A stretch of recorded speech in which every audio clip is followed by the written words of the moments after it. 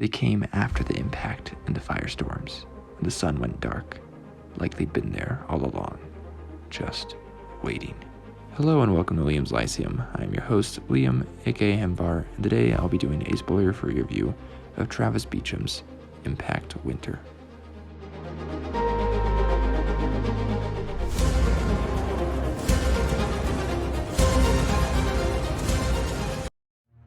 Impact Winter is a 2022 Audible exclusive audiobook. It is written by Travis Beacham, but it is also specifically voice acted by several voice actors for each character. The story itself takes place in 2042, 7 years after a comet has hit Earth, sending the world into a long winter, for the sun has really been blocked out. This is a hypothetical state actually called Impact Winter, which is where the name of the story comes from. Now, the story actually takes place in Devon, England, where a group of people are living in a castle for refuge from vampires. Now, kind of like that quote I read at the beginning, vampires have always existed in this world. It's not some weird sci-fi like plague or anything that's turning people into vampires. Vampires have always existed. They're just able to rule the world now, basically, like out in the open, because now the sun doesn't shine. So there are also 3 types of vampires, which it's not super uncommon, but the most basic are blighters, which are rather mindless. Then there's shades, who essentially resemble humans. You can't really tell they're vampires unless, of course, sunlight and such hurts them. And then there's the overlords, who have more mystical powers and play a rather interesting role in the story. So again, it has a full cast narration. It also has some sound effects and some music. Now, I thought this was okay for it. I have listened to one other story that has a multiple cast. That one is an interview, though, so it doesn't need to use any sound effects. That was Wilding Hall by Elizabeth Hand, for those curious. And so it's interesting to hear some sound effects. I liked the sound effects.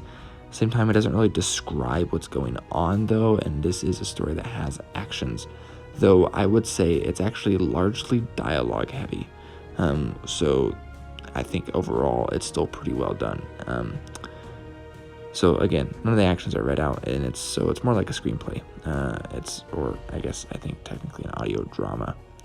Now, our 2 main characters are Darcy and Hope, and they kind of switch on and off who gets the spotlight. So some of the story itself was actually told in a epistolary form, like Dracula is, with letters written to Hope, as well as a letter written by someone else that comes into play later. Other parts, there are, again, the story starts with 2 stuck at a radio station and a cold snap, and then everyone else is back at the castle.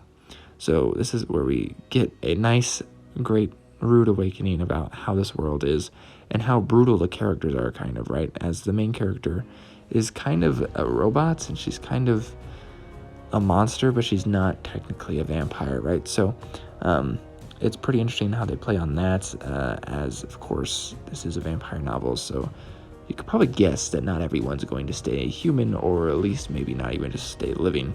So it deals with the supernatural, and love and power is actually played on a lot here. And of course, what it means to be human, which is one thing I actually really always enjoyed about vampire stuff. I was a sucker for vampires. Apparently, I still am. This definitely made me realize I'm still a sucker for vampires. And I went out looking for some other vampire things I heard after this, but I got sidetracked by other things with cyberpunk, which also deals with what it means to be human. But I digress. So this is really not that far in the future. I guess it is sort of sci-fi of sorts, post-apocalyptic, definitely. It also reminded me some of the manga and anime Vampire Knight. I'm blanking on who wrote that. It is a shoujo, but it was one I enjoyed a lot when I was younger, which was kind of a similar setting, though that is, I believe, thousands of years after apocalyptic event. So is it full of tropes? Yes, and maybe it's a little rough around the edges compared to some other audiobooks, but it is, again, technically an audio drama. But it was still pretty interesting, to me. I really enjoyed it, honestly. Again, it's nothing spectacular. It's nothing super original. Just the performance of it is well done, and I believe there's going to be more. I hope so. This is actually rather short. It's about 5 hours, if I'm remembering correctly. So I am looking forward to more if they do happen to make more, and I hope they do. But go give this a listen. It's free on Audible if you have membership. It's been Liam with Liam's Lyceum. I'll catch you next time.